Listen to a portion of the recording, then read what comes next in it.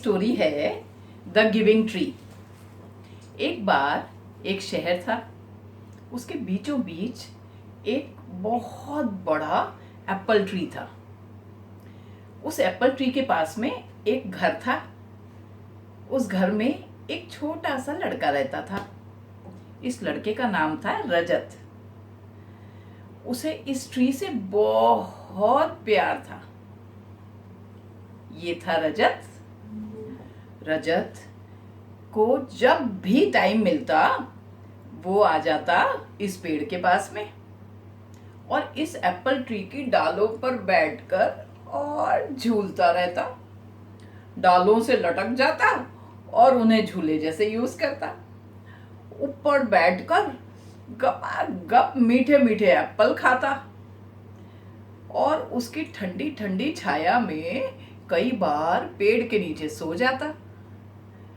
रजत को उस पेड़ के साथ में रहना बहुत अच्छा लगता था और ये जो एप्पल ट्री था उसे भी रजत से बहुत प्यार था।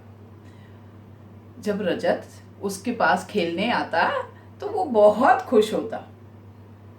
इस तरह से धीरे धीरे धीरे करके कई साल गुजर गए।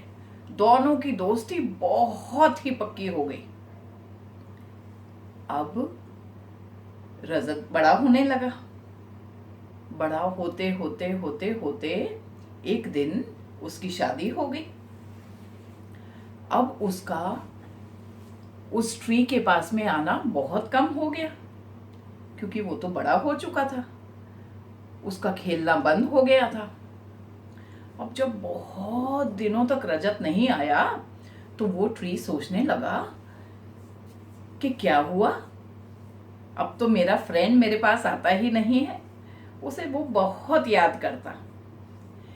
एक बार बहुत दिनों बाद जब रजत उसके पास आया तो ट्री कहने लगा, अरे आज तो बहुत दिनों बाद तुम आए हो। लेकिन रजत का मुंह बिल्कुल उदासी से लटका हुआ था। ट्री कहने लगा, क्या हो गया, तुम इतने उदास क्यों दिखाई दे रहे हो। रजत कहने लगा, अब मेरी फैमिली है, मेरी शादी हो चुकी है, मुझे पैसों की जरूरत है। मुझे पता नहीं कि मैं कैसे पैसे कमाऊं, बहुत मुश्किल है।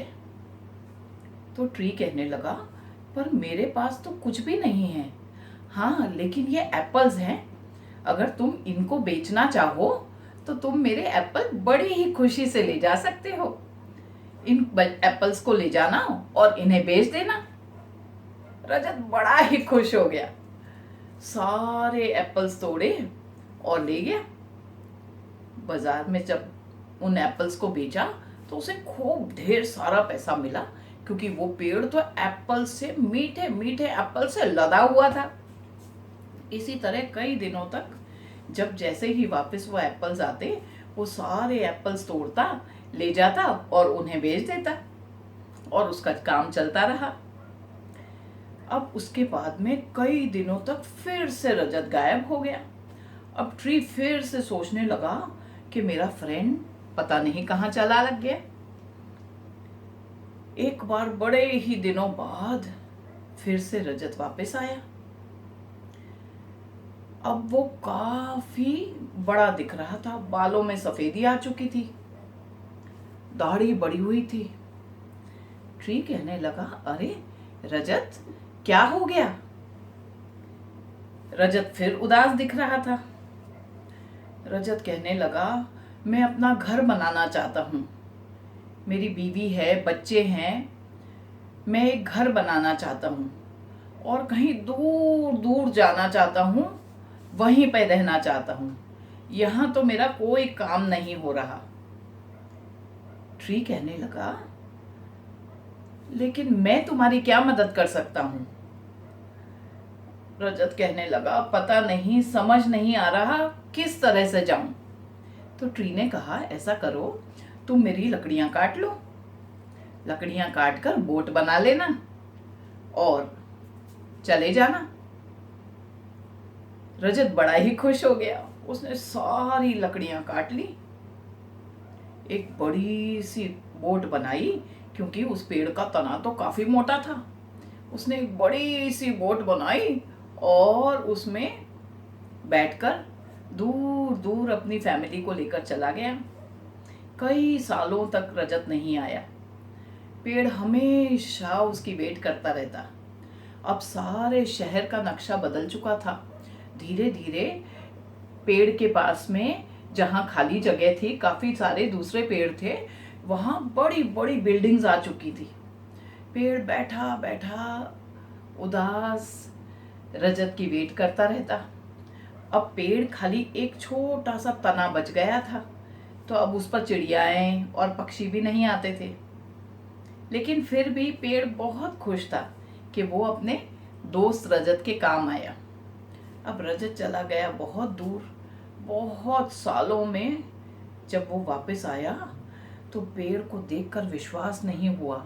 उसका प्यारा सा छोटा सा रजत जो उसकी डालों पे झूला करता था, आज एक बुढ़ा आदमी हो चुका था। लकड़ी के सहारे चल रहा था और बड़ा ही उदास दिख रहा था। जब वो आकर और पेड़ के तने पर बैठा तो पेड़ को बहुत शांति मिली। उसे ऐसा लगा कि मेरा कोई प्यारा मेरे पास आ गया है। कहने लगा, कैसे हो रजत? तो बड़ी ही धीमी आवाज में बोला, ठीक हूं, पर अब मेरा शरीर काम नहीं करता। बहुत थक गया हूं इधर उधर भाग दौड़ कर कर। अब मैं कहीं पर बहुत शांति से बैठना चाहता हूं। पेड़ कहने लगा, अरे तुम तो बिल्कुल यहीं पर सही जगह आए हो। आओ मेरे तने पर बैठो और हम बातें करेंगे। और दोनों दोस्त फिर से मिल गए और रोज खूब बातें करने लगे। कैसी लगी आपको ये मेरी स्टोरी? अगर ये स्टोरी आपको पसंद आई तो इसे लाइक जरूर कीजिएगा।